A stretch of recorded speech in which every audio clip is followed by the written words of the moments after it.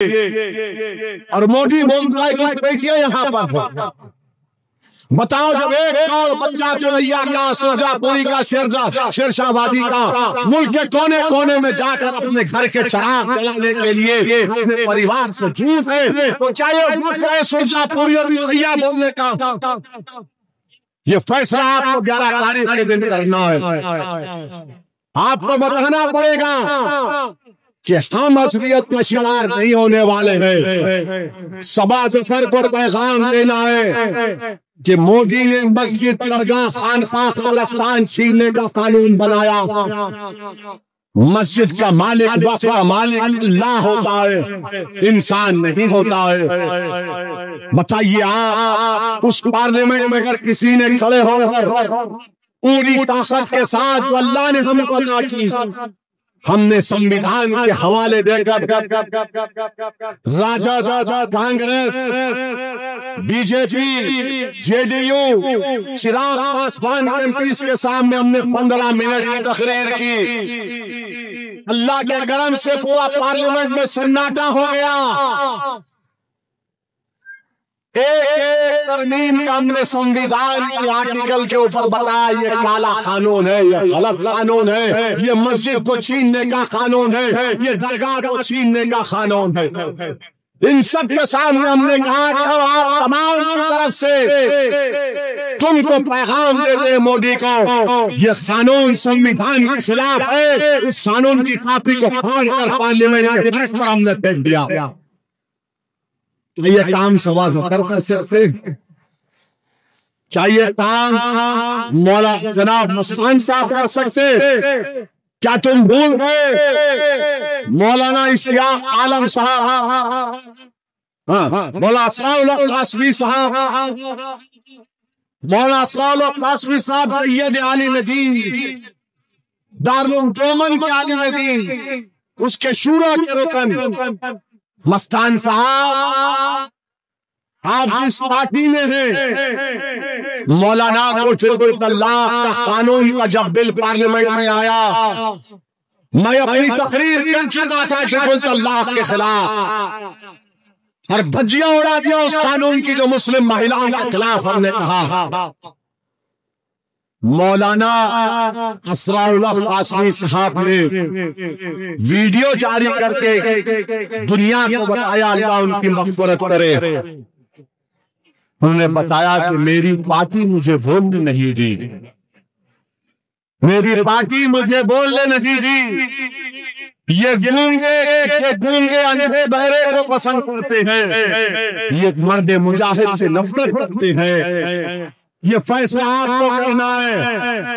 अख्तरुल ईमान में बहुत से भाई, मुझ में भी है भाई, मैं गुनाहगार हूँ, मगर याद रखो सीमांचल की लड़ाई हमारी जिंदगी की लड़ाई है। हमारे लिए हयात और मौत का मतलब है सीमांचल, इसीलिए इनको नफरत होती है। और आज इस गठबंधन में मस्तान साहब है, नरकटियागंज में उन्होंने दीपक यादव को टिकट दिया।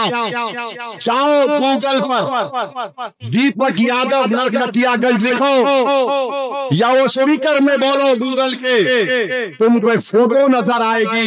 गठबंधन का उम्मीदवार है, विश्व हिंदू परिषद से उसका ताल्लुक है, RSS से, और तलवार काटने की तस्वीर है। क्या तलवार मुर्गी को काटने के लिए दिया जा रहा है? क्या वो तलवार किसी बकरे को काटने के लिए दिया जा रहा है? किसके लिए तलवार काट रहा है गठबंधन का उम्मीदवार? ये 11 तारीख को आपको याद रखना है। अभी आप जाकर देखो, जब से चुनाव जलसे शुरू हुए, हम जनता के दरमियान में खड़े होकर बोल रहे कि दरभंगा में गौरा बोरा में विधानसभा है, वहां पर लालू ने अफजल अली खान को टिकट दिया, बीफाम किया, तो तेजस्वी उस विधानसभा में जाकर मुकेश सहनी के बड़े भाई संतोष सहनी के लिए बोलता उसको वोट दो। हम पिछले 7 दिन से बोल रहे हैं कि देखो ये गठबंधन अफजल अली खान को हराना चाह रहा है, ये 17%, 14% और 3.5% का मामला है। और हमारे बोलने का क्या असर क्या हुआ कि आज मुकेश सहनी बोल दिया, कल चुनाव है गौराबारम में, मुकेश सहनी बोल दिया कि हम अपने भाई को विड्रॉ कर रहे हैं। लालू जो इलेक्शन निर्वाचन कमीशन को लेटर लिख दिए कि अफजल अली खान पार्टी का उम्मीदवार नहीं है। बताओ इस तरह से कोई अफजल अली खान से ये बर्ताव करता है? आप फैसला करो। मुझे बोल दो मैं खुदा परस्ती करता हूँ, मैं खुदा की कसम किसी मजहब के खिलाफ नहीं हूँ, मगर मैं नाइंसाफी को कबूल करने वाला नहीं हूँ। मैं नाइंसाफी को नहीं कबूल कर सकता। मैं सीमांचल की जनता का इस्तेसाल और उसकी नाइंसाफी को नहीं बर्दाश्त कर सकता। मेरे भाई ये हाल के नजरिया इन्होंने बताइए। गठबंधन बोलते हैं, कोई बोलता हम सरकार बना रहे। अरे कांग्रेस आखिरी बार अब सरकार बनाई थी मस्तान साहब जब आपकी उम्र शायद 50 साल की थी उस वक्त। अब तो 85 साल की है।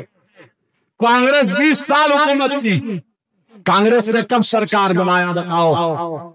20 साल कांग्रेस को मौका मिला, 15 साल लालू परिवार को मौका मिला, और 20 साल से नीतीश कुमार है। कभी मोदी के साथ चाय पी लेते तो कभी तेजस्वी के साथ चुड़वा खा लेते हैं।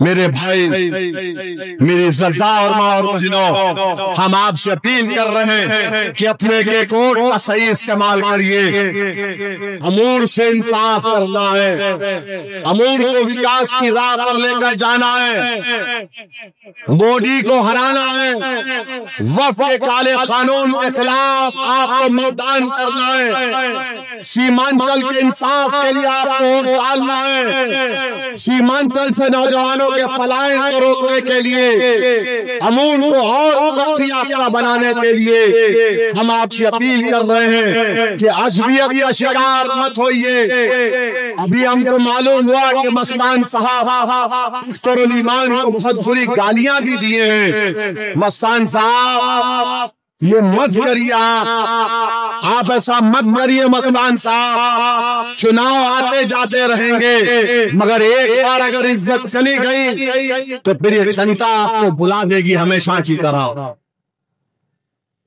और बोलते मैं अमूर का बेटा हूँ, अख्तरुल ईमान बाहर का है। अरे जब घर का बेटा 30 साल उसको मौका मिला वो निकम्मा बन गया तो लोगों ने उसका हमारा बेटा 30 साल का मौका मिला और आप कुछ नहीं कर पाए।